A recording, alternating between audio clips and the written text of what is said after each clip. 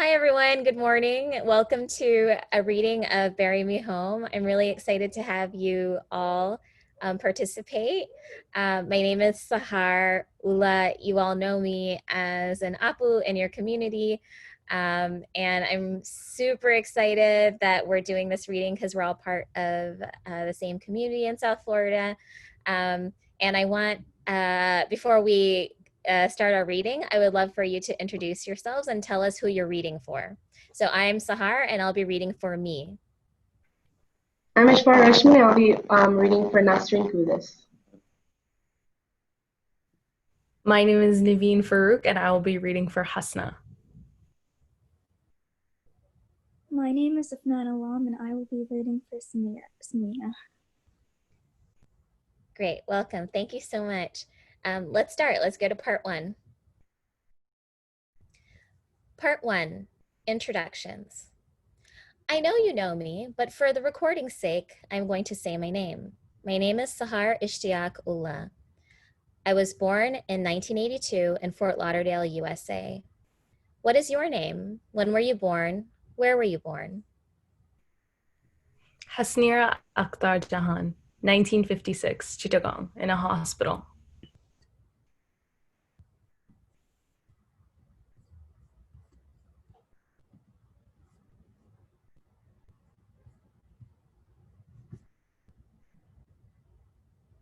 Afnan, that's you. Samina Noor, 1970, Chittagong, in a hospital. Nasreen Kudus. I was born in Jesser. I was born at home. And when were you born, Auntie? Oh, a long time ago, 1950. It's on my Facebook. Part two, the Liberation War. Where were you during the 1971 war? I was first in Feni. I was in 10th grade when the war started. The schools closed.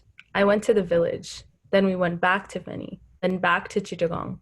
I remember our people went to India. My parents said that they took us to the countryside, to the village. They stayed with family. I just finished my master's at Dhaka University. We lived in Cairo. What do you most remember from that time? The Rajakar dropped bombs. I still remember the sounds. One bomb would explode and form a lake, a big pond. At night, they were falling. My parents remember the bombs. There were bombs we could hear every day. What do you most remember from that time? I just don't think those days would come back. Everybody wants to forget. My mama was Muslim League. My father was Awami League. A lot of refugees stayed at our home.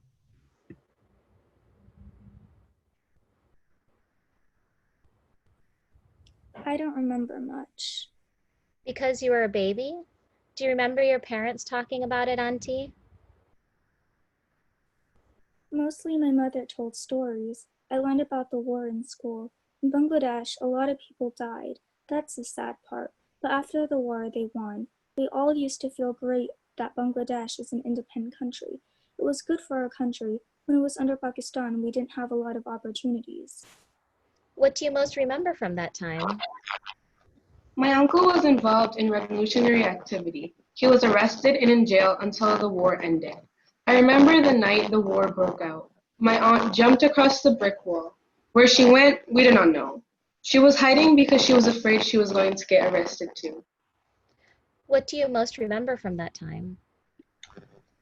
It lasted for 9 months. It was horrible after that.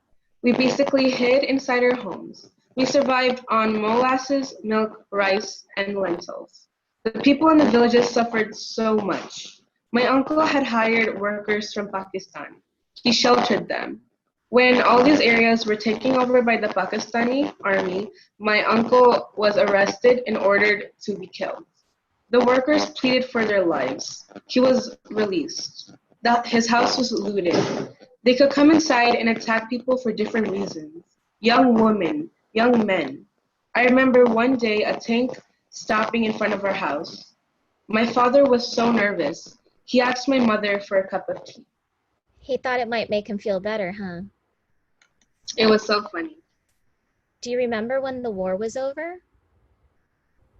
Yes, that time I was in Chittagong. That day, my grandpa died. First day, the war finished in Dhaka. The next day, the war ended in Chittagong. My nana died that day. My mother and father were in Feni. Do you remember how you felt? We were scared. Who is alive? Who died? We were scared. We were happy, and we were worried about my mama. Even though he was a member of the Muslim League, he was against the occupation. He protected people from the Pakistani army, right? He was a good man. That's why he was saved. Do you remember when the war was over? We heard the news. I think it was through BBC News and through Mukti Bahania's news. Was it by television or radio? Oh no, dear, we did not have television.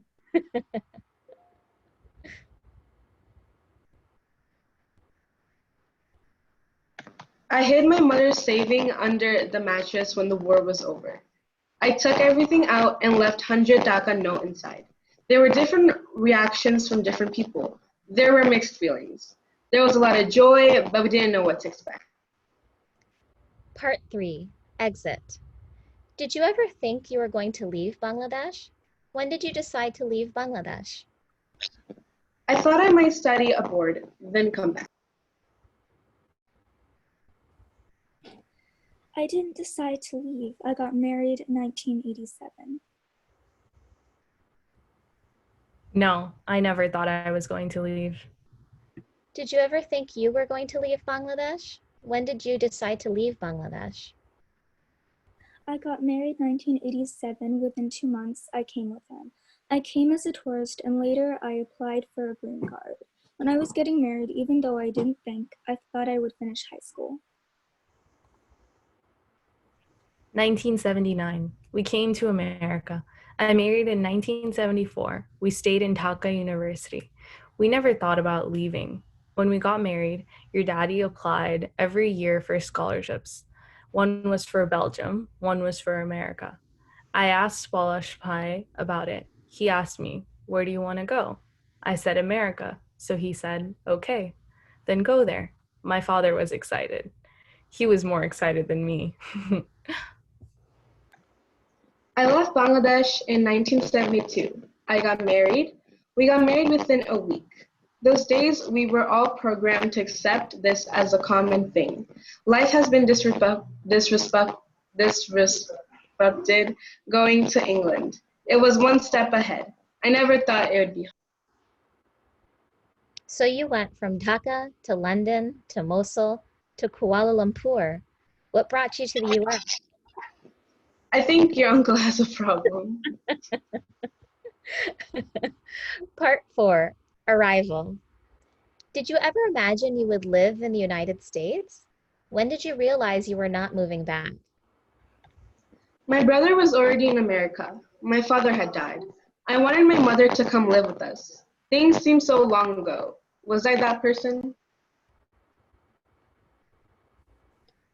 Before marriage, I never imagined I would leave.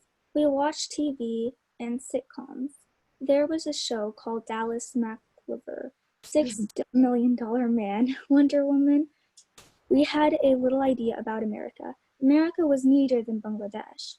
The roads were nice, the beaches were nice. There's one thing to see on TV, and it's another thing to see with your own eyes. When I came, I never thought I wanted to stay. Then your daddy did a PhD. We thought we will stay. Then he applied for a job. Then we stayed. There was no plan. Did you ever imagine you would live in the United States? When did you realize you were not moving back? When I got my green card, your dad applied for a green card. We went to visit Bangladesh and we came back. We were still thinking we might go home. If I didn't come with your daddy, he would not have ever stayed. He was scared to be alone. He can't do anything without me. When I came from Bangladesh, I was in an apartment. In Miami, right? Yes, in Miami. It was smaller than our apartment in Bangladesh, but it was neat. I couldn't speak English at all. Most of the things I used to like. Everything seemed beautiful. Like, for example, in the house there was a vacuum. We didn't have that in Bangladesh. Washing machine, dryer, maybe those who were rich. They might have had those things, but the middle class, we didn't have those things. We didn't have hot water. When did you realize you were not moving back? I knew I would go to visit Bangladesh, but I would not stay ever permanently. Once the kids started school, we didn't think we would return. Now our situation is different. If your uncle thinks about it now, I would go back. I always missed home, but my priorities were my kids, their education, your uncle's job. Now they are older, settled down, finished with their studies. But if your uncle doesn't want to go, I won't go. When I came here, I was always scared. How are they going to wash my body when I die? Then I wanted to see. A baby had open heart surgery. She died. Her mom was very young. A Maulana received the news. He called your dad and said, "Bring your wife." I brought the parents to our home. Then we dropped them off at their hotel. Then I learned. The baby was so beautiful. I have bathed several babies. I bathed your Salem uncle's baby. We bathe all kinds of bodies. I got more involved. I got more courage. I have watched so many women, but I cannot tell their secrets. We keep their secrets. Part 5, Death and Burial. In our community, a lot of people talk about wanting to be buried back home. Have you ever felt or wanted that? I always believed this is a sad situation. 25 years ago. I didn't know how bodies are processed to be sent. Now I know, and I think it's not right. My friend, she was sent back, and her own family said, "Why did you send her?" Now I think if I die, bury me here. If I die visiting Bangladesh, bury me there. In our community, a lot of people talk about wanting to be buried back home. Have you ever felt or wanted that? A lot of people, like me, have none of their family members here. They worry about who will visit them. Family members pressure others to send them back. I told your uncle, if anything happens to me, you will bury me here. My husband didn't want to talk about it. I told Tasneem the same. The sad thing is, I have never mentioned this to my sisters. Now, speaking with you, I feel I should be clear. In our community, a lot of people talk about wanting to be buried back home. Have you ever felt or wanted that? That was never a question because my mother came to live with me in Boston. I didn't know how it came to me, but my mother did not think she was going back. When she died, my brother was in Texas. He came to take her to Bangladesh. I think my mother wanted to buy the plot beside her in Boston. I wanted to be buried beside her. I am here in Florida now. I don't want my body to go in Boston now, although my friends would be very happy. Have you ever discussed this with your husband or kids? No, I haven't, but they would know, yes. She would like to be buried here. I talk about it mostly with your mom. If you could choose where you could be buried, where would that be?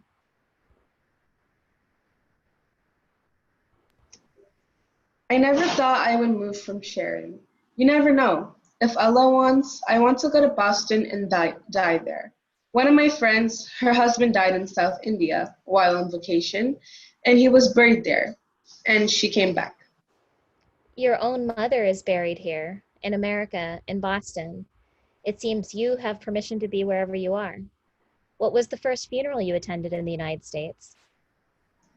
My mom's funeral is the first I attended in the US, and the first the Bangladeshis of Boston attended. If it happens, it will happen. I have enormous faith in Allah. If you could choose where you could be buried, where would that be? Mecca or Medina, if I had a choice, that's where. If you could choose where you could be buried, where would that be? Mecca or Medina. What was the first funeral you attended in the United States? The first one I remember most clearly is when Enu died. It was really unexpected, and it was really young. It was shocking. In our community, a lot of people talk about wanting to be buried back home. Have you ever felt or wanted that? They think if they are buried in Bangladesh, they will go to heaven. That is their country. It's a Muslim country. They don't understand. Before, people didn't understand. I have explained this to our community. They are worried about what happens to the body. Because you believe the soul can still feel pain for the comfort of the dead?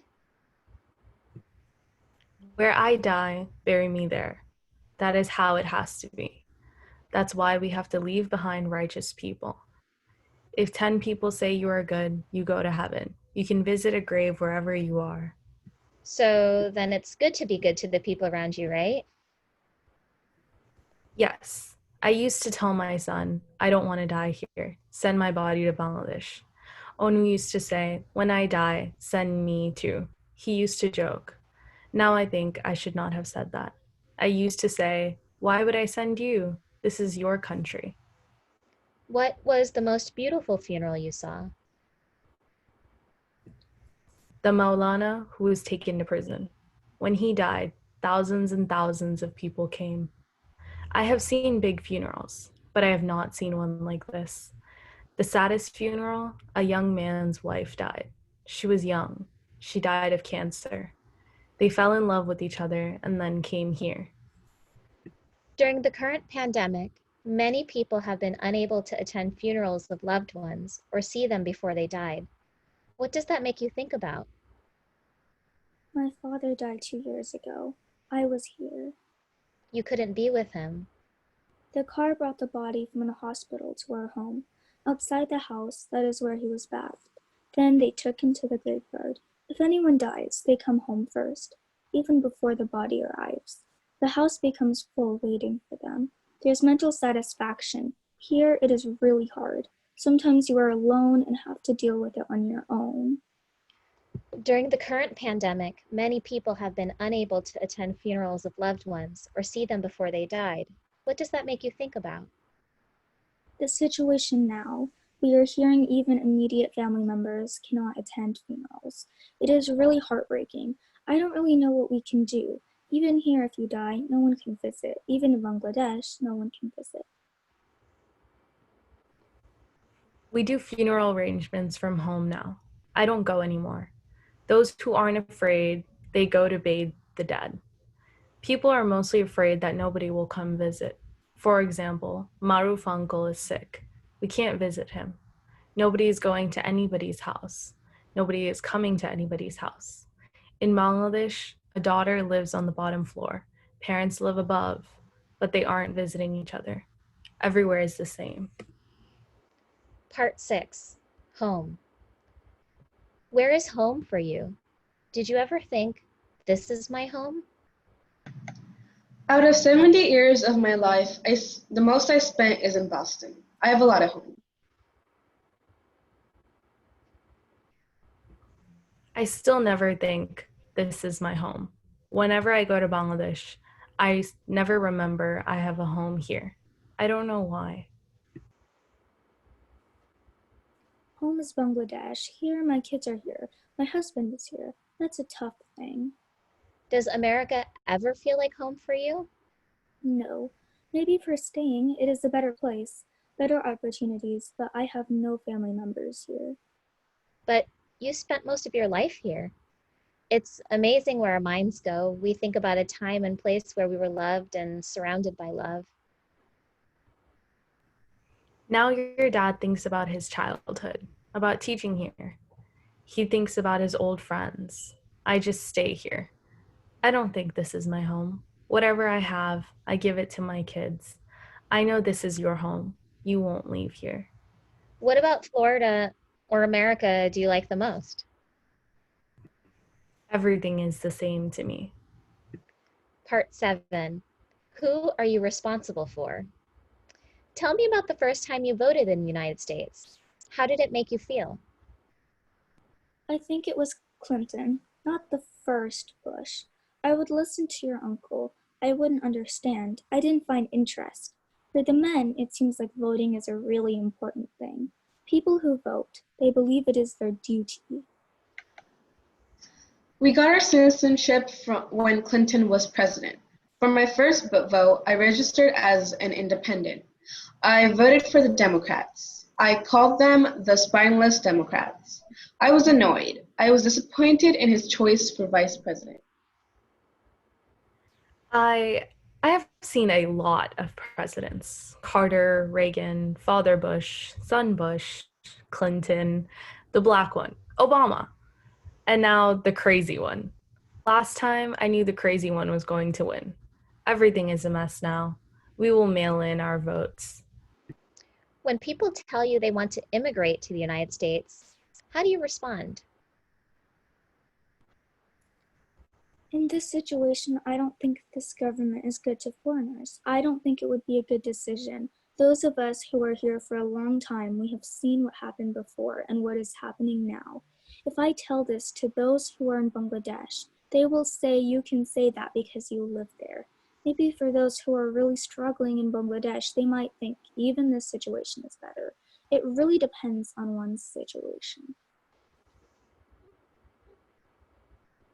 I'll tell them, come over, if you're willing to tolerate insults and hard work. It was never a life of roses. I'm a tiny person. I had to be tough both physically and mentally to survive. If I could do that, you could do that. If you want to immigrate, don't expect a field of roses. There are many people who came and didn't like it, and they went back. I think they are crazy. They have to survive and live first. Then we will see. Who do you feel responsible for? Most of my money still goes back home, except for masjids. I give money here. But for poor people and the needy people, because there are no social welfare or anything for them, definitely it goes back home. I cannot shift my ideas here, yet the way that maybe I should. But I'm not there, because I know the poverty. I do now ask your mom about the needy ones here, and I give her money to give the people here. Who do you feel responsible for? I am a housewife. Financially, I can't help anyone. I feel for both Bangladesh and here. Even if I wanted to help my family in Bangladesh, I cannot. So if my friends, if my neighbors need help, I can help. At some point, you have to let something go. Where we are buried, we don't have a choice. So where I am, I take the opportunities. Who do you feel responsible for? Because I live here, the people here are my first priority. Then Bangladesh. I make money here, I eat here, I live here. They have a right over me. I do it for my blessings. It will go to my grave. I don't think anywhere is my home. Now, I think my real home is where my son is buried. That is my real home. Fiend, the end. Thank you. Yay. Good work. I'm going to press pause. Thank you so much for that reading. I'm going to ask you a few questions now, and the questions are going to be similar to what I asked the aunties.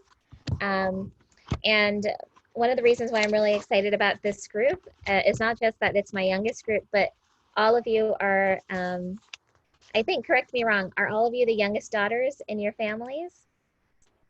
Yes. Okay, so I think that's really special because I had another group. They were all the eldest daughters of their family. And so that was really sweet too, because they were like the first children, the experimental children, right? Their parents are immigrants, and it's always the first child who's like the experiment.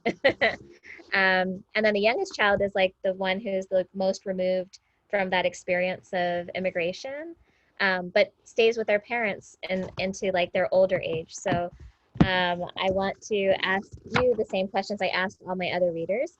And so the first I'd like to ask you is for you to tell me your name again, and tell me how old you are, where were you born, and where are you now? My name is Ishfar Rishman. I'm 13 years old, and I was born in Florida, and I'm in Florida. My name is Naveen Farouk. I am 18 years old. I was born in Miami, Florida, and I still currently reside in Florida.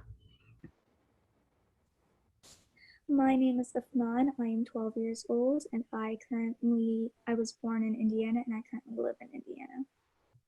Great. So my first question to all of you, because we read this play and I asked the aunties to tell about their experience of the war. And as you saw, like depending on their age, like their memories differed. So I was wondering if your moms lived through the war, do you know if they were alive during the war? And if you don't, you can say, I don't I don't know. Sorry. know. My mom was alive during the war, but she was really young, so we never really talked about her experience during the war.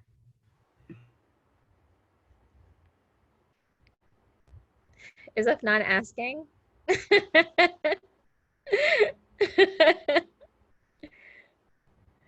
Afnan.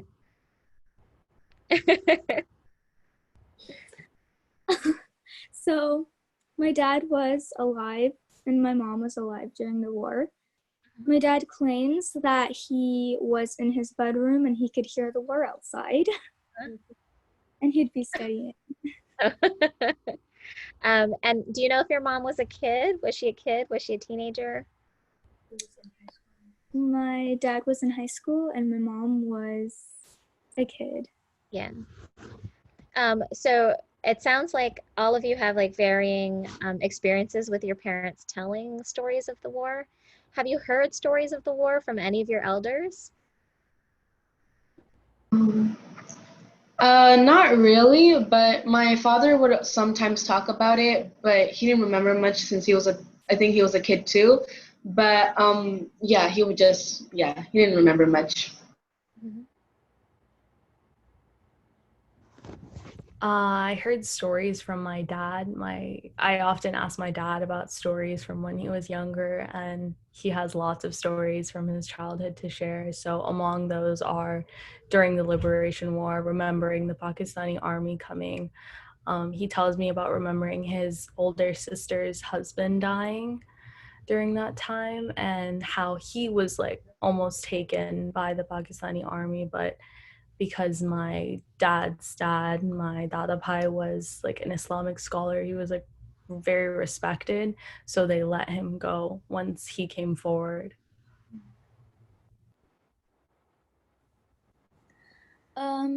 Not really. My mom, she had a story though that she sometimes says stories, and one of them was that she would take some of her neighbors inside the house and she would hide them so the army wouldn't like take them. Thank you. Um, my next question is, do you know when your parents came to America? When they came to the United States? And if so, when did they come? I'm not sure when they came. Sometime in the late 1980s. I feel like Afnan is asking. Who's in the room, Afnan?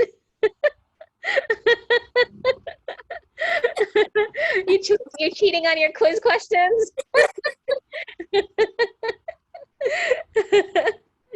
When did your parents come, Afnan?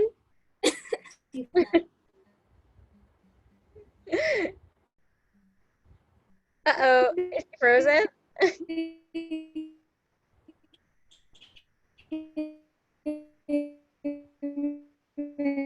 In 1999.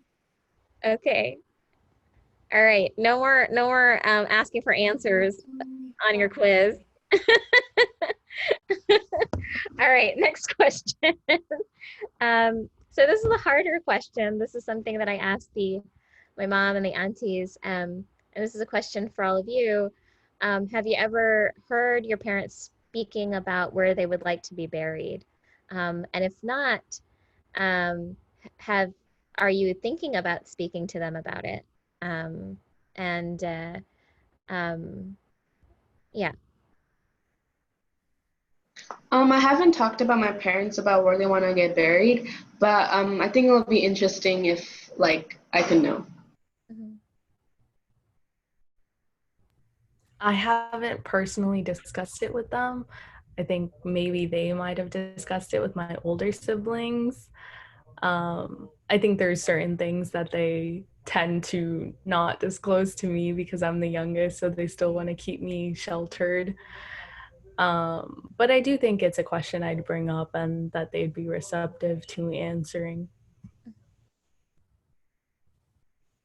My parents would like to be buried in Bangladesh, but they don't really want to because they feel like they just feel like the system's really bad. So, but they would like to be buried in Bangladesh. All right. So now you can pull up the script. I'm going to ask you, is there any line from the script that you can see your own mom saying? And what is that line? So I'm going to give you a little bit of time to pull it up. Is there any line that you can see your own mom saying?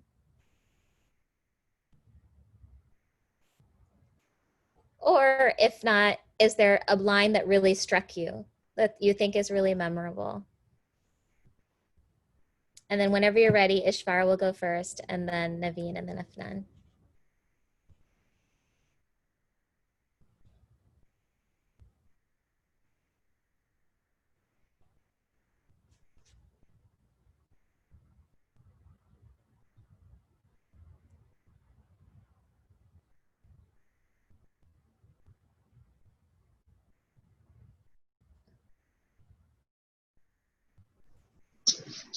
When you were asking them where they would like to be buried, I feel like my mom would always also say what Samina said, like Makkah or Medina. Uh-oh. Oh, yeah. Makkah or Medina was immediate. Like when I was like, where would you like to be buried? Both Samina and Hasna were like, Makkah or Medina, duh. And I was like, they're like, why are you asking us? Duh. I think Afnan just dropped off. She's gonna have to sign back in again. I'm just gonna, I'll hit pause for a moment. Let me hit pause so that she can join us. Oops, not stop. Let me hit pause. All right, Afnan is back. Let's go.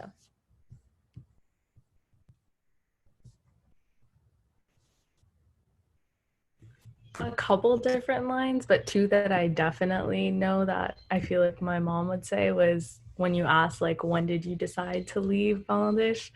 When Samina said, I didn't decide to leave, I got married. I feel like that's probably the case with my mom, but also just a lot of young women who got married and immigrated from Bangladesh to here. But also the part that said, I've always missed home, but my priorities were my kids, their education, your uncle's job. Because I've asked my parents why they came, what was it about America that was so appealing to them? And they always said it was just giving me and my siblings all the opportunities that are here. Mm.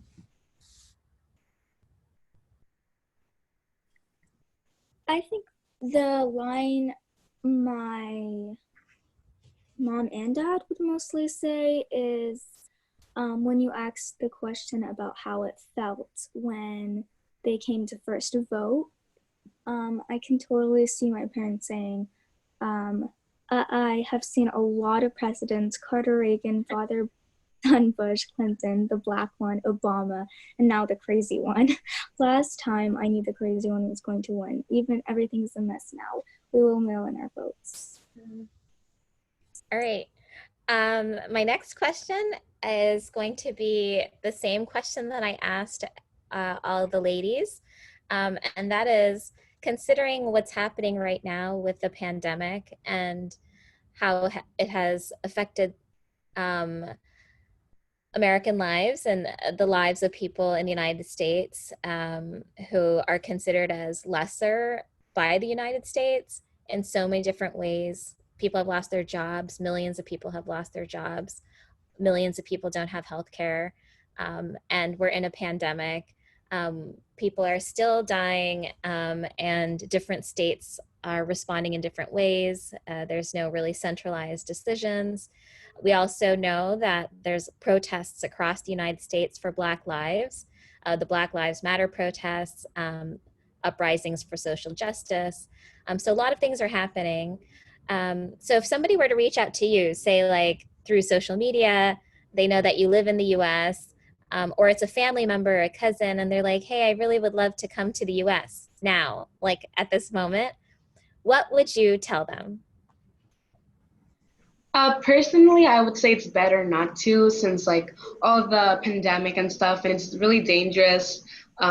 With all like people losing their lives, it's like really risky, and it's like really hectic right now. And like, yeah, so I would personally rather them not to come.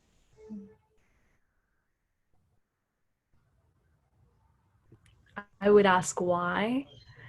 I think that often people who grow up in Bangladesh don't understand the lifestyle here. A lot of times there's this assumption you grew up in America, like you don't know hardship like us, but I've seen like, what my mom's life is like here versus back at home. And if anything, when she's back at home in Bangladesh, like she's like stress free. Over here my mom works, right after work she's taking care of us, like she's always on the job, she's always working and doing things. And she's explained, to people, their family there, that it's not an easy lifestyle.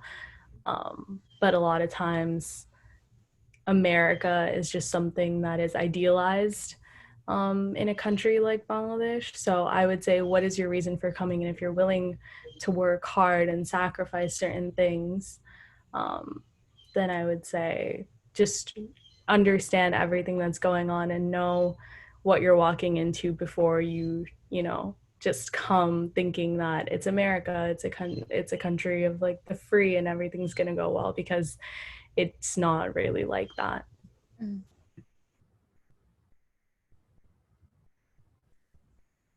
I would tell them to wait. Hopefully after everything, they could probably come, but I don't think it's really going to be such an amazing change. Mhm. I don't think there's anything really absolutely wonderful here.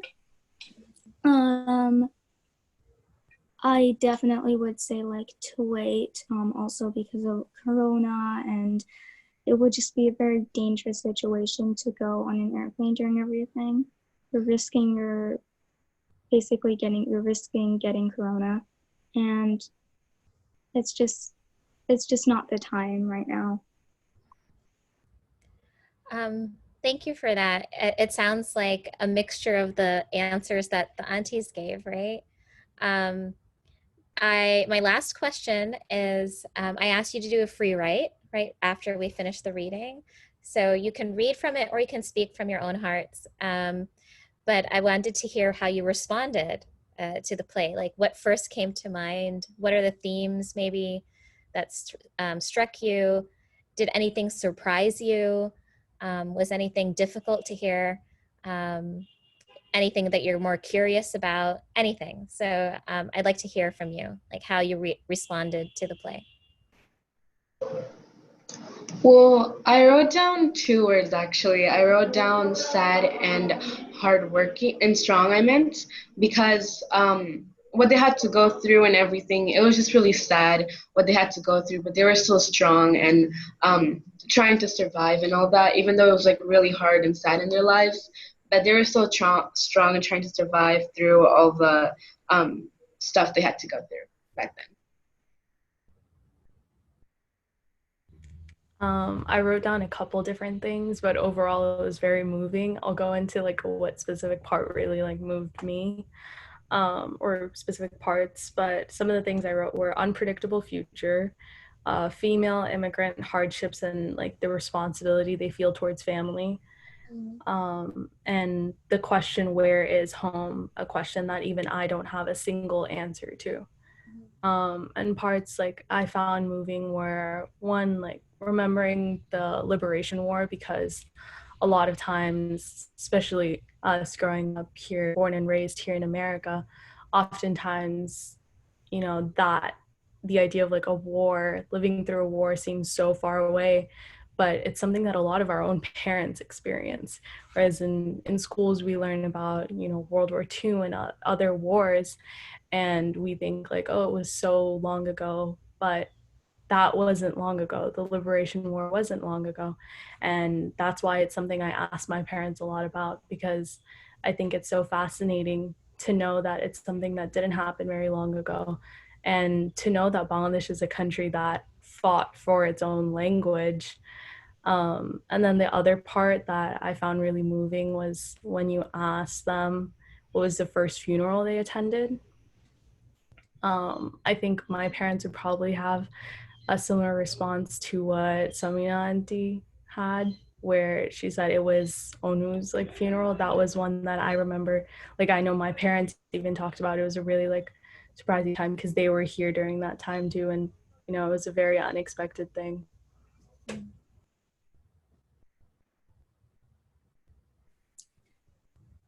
This made me feel sad because I never understood how difficult it was for the immigrants, because they come and then they have to start all over again from scratch, and I can't imagine how it's like to live somewhere and it doesn't feel like home.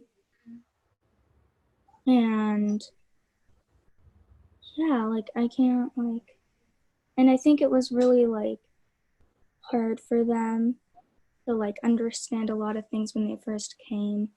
Um, and yeah, I feel like it was just really sad. I'm going to ask you a follow-up question, all of you. Do you ever talk to your parents about the first experiences that they had? Like when they first came, do your moms tell you like some weird things that they happened to them the first time they came? Not really. I would talk about it, but they haven't talked about any weird experience that they had. My parents tell me stories all the time, especially my dad. He's a very charismatic person, so he loves telling stories from when he was younger, after marriage, before marriage. So I do hear a lot of stories about when they first immigrated, what life was like. If there was only one car and my dad was going to work, my mom would take my two oldest siblings, Imran and Narnapu, and go on a bus, and she'd take buses to different stops in order to do anything or take them out to eat. And it's kind of interesting because, you know, I can't imagine that lifestyle for me. Here in Florida, we don't use public transportation like that. So when my mom tells me, oh yeah, just to go to like Aventura, she would take like the bus from here to here and then another bus. I'm like, wow, it feels so long ago, but wasn't that long ago.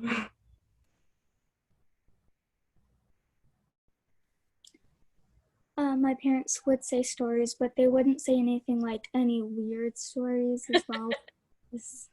They would just say like how everyone was super nice and how they were treated amazingly. So they wouldn't say anything really about weird experiences. So I'll tell you one story and then our session is over.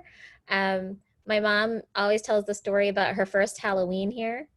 And she was walking from work and she dropped her wallet, and a man, and she didn't see, and she turned around and there was a man in a gorilla costume who picked it up, and he was like, ma'am, you dropped your wallet.